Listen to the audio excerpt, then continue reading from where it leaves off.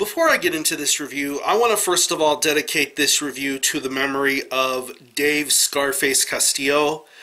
He was the most recent drummer for Deceased. He not only played on this band's most recent full-length album, Ghostly White, but he also played on some early 2000s Deceased releases such as Rotten to the Core and As the Weird Travel On, in addition to playing with King Fowley's other band, October 31, and of course being the more consistent live drummer for Deceased's live shows.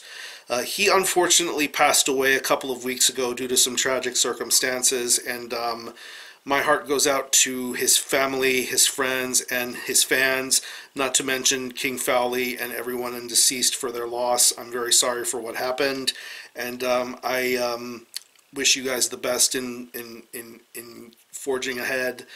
He was a great guy. I wish I got to know him personally, but I'm glad I got to see him live a couple of times throughout the years. But rest in peace, Dave "Scarface" Castillo. Your contributions to Deceased and to the Metal Underground will never be forgotten.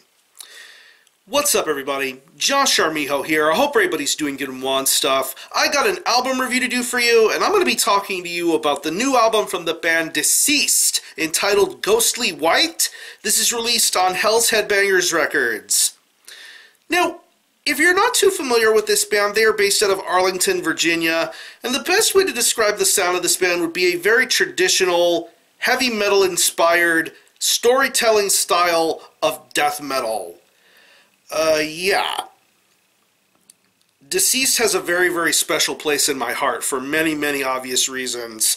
Going back to 2011 when I first saw Deceased live, and one of the very first videos I ever did a review for back in the day was for the 7th full-length album from Deceased entitled Surreal Overdose. I love that album so much, and it still holds up very, very well to this day. And of course, there was the chance I got to see Deceased live. I got to meet King Fowley in person. He was the coolest guy. Little did I realize at the time that I was talking to somebody who has contributed so much to the underground, and in some cases I would consider him to be a role model, because he embodies the spirit of what metal is all about. Iron resolve, pure heart, unrelenting, never apologetic, always willing to call out anybody who fucks up or acts like a rock star. He puts everybody in check, and he was the greatest person to talk to. Not to mention seeing him live, he took this very hat that I'm wearing, he wore it, and then did a backhand toss, and then I caught the hat. I'm pretty sure that footage is still on YouTube in some instance, but fucking great memories of seeing Deceased live. But it only led me on to know more about Deceased, learn more about what his history was, what his involvements in music were. Of course, this is a guy that has somewhat of a jack-of-all-trades sort of mentality. He could play and do anything. He had a great lineup of people to join him in making music, but he could play and do anything. He could do the drums, he could do guitar, he could do bass, he can do vocals, he can do anything. Such a distinctive personality this guy has, and it's been carrying along with him throughout the majority of Deceased's existence, from albums like Luck of the Corpse to The Blueprints for Madness and Fearless Undead Machines. Really, really important albums in the Deceased discography, and albums that really hold together a great deal of what Deceased are about. Awesome storytelling, great riffs, great drum work, amazing vocals, just a very expansive and detailed sort of band. But yeah. We move forward now to the latest album from Deceased, and this album has been long in the making.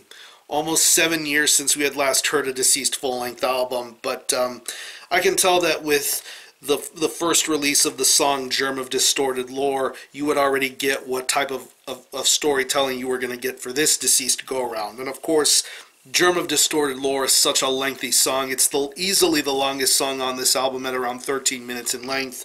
But for a band like Deceased, for the way they handle their business and the way they execute their storytelling prowess, you can tell that this song was going to be amazing, and the rest of this album could possibly be amazing too. And now here we are with the 8th full-length album from Deceased, entitled Ghostly White. It's 8 tracks, and it clocks in at around 54 minutes in length. And everything I mentioned aside, this album has been well worth waiting almost 7 years for. This is genuinely one of the best current era Deceased albums to date, and probably one of the strongest albums as far as a concept and as far as storytelling goes, because there is a lot to digest with listening to this album.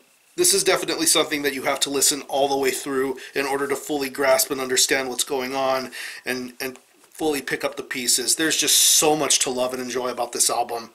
Musically and sonically, this is what a Deceased record feels like and sounds like. Just hearing the guitar work sound as immaculate as it does just puts a smile on your face. That's the type of love and genuineness you will get out of these guitar riffs. I mean, listening to the opening track, Mrs. Allardyce, going later on to songs like To Serve the Insane and The Shivers, and the aforementioned Germ of Distorted Lore, you just appreciate the songwriting and the musicianship being brought forward with this guitar playing. It's amazing. The riffs, the solos, the dive bombs, everything feels genuine. Everything is played tremendously. I love what Deceased were going for here with these guitar works. It's really, really awesome.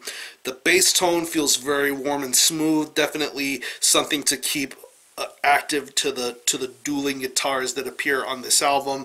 Everything sounds fantastic and everything is played tremendously here as far as the bass work goes. It's a really good sounding performance here. Drum wise, very awesome drum performance overall. I mean, this guy really knows what he's doing, and he just brings a genuine amount of personality and charisma with this drum performance, from the accents to the blasts to the fills. It's just a really, really strong and sturdy drum performance, considering the fact that a lot of these songs are very lengthy and really demand your time and attention. This guy, this drummer, really, really does a tremendous job here.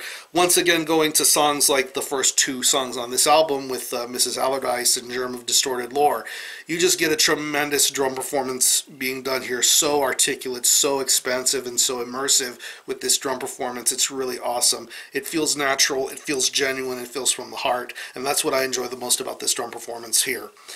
And when it comes to the vocals, it's pretty much your usual King Fowley sort of vocal style, but I think that in the term of this album and what's going on here, you can tell there's a little bit more of a bit of fear and franticness coming from King Fowley's voice. It's a lot lower register. You can understand everything that he says, because that's another thing I enjoy about King Fowley. He has a great growl in his voice, but yet you can understand what he's saying. You can follow along with every lyric that he says and speaks about. It just feels right, and the way he handles the vocal work here on this album is just so good. I love everything about this vocal performance from King Fowley, and I like the little touches and accents that you hear throughout the later parts of this album. Like, you get some little spoken word parts, and on the closing track, Pale Surroundings, you get some very unique sung sort of vocals going on there. I think it really adds to the creepiness and the tension of this album. But yeah, overall, this is another fantastic King Fowley vocal performance, and probably one of the best vocal performances I've ever heard him do. So overall, this is easily one of the best later era Deceased albums. As far as storytelling, songwriting, conceptual pieces, vocal deliveries, guitar riffs, drum work, bass work, this is a total package Deceased record, and I definitely would consider this to be one of the very best Deceased albums ever, and not to mention one of the best albums of 2018 period. So if you're a Deceased fan, you're going to fall head over heels in love with this album. I know I sure did. So if I had to think of any personal favorite tracks, I would definitely have to say Mrs. Allardyce, Germ of Distorted Lore, To Serve the Insane, The Shivers, and Pale Surroundings. The closing track is a really, really strong song closer here. So what I'm going to do is I'm going to leave you a link in the description box as to how you can get a hold of this album and listen to it. I will leave you a link to the Hells Headbangers Deceased Bandcamp page, where you can listen to this album in its entirety, hear it for yourself, and be your own judge as to whether you think it's worthy of being purchased or not. You can stream it by digitally, and as of right now, it is currently available as a CD. I believe there will also be tape and vinyl versions in the future, so definitely keep an eye out for when all physical formats of this album will be available. So again, the album is Ghostly White by Deceased. This is released on Hells Headbangers Records. Definitely check this one out. And for a score, I'm going to give this a very strong 9.5 out of 10. Easily one of the best albums of 2018, one of the best metal albums of 2018, one of the best Deceased albums, period. So yeah, rest in peace, Dave Scarface Castillo. If you happen to have heard this album, definitely let me know what you think about it, how you feel about it, and how you think it compares to previous Deceased records. Are any of you guys into Deceased? Definitely let me know. I'm going to conclude this review. Thanks all for watching. Thanks for checking out my channel. And until next time, Army Ho out.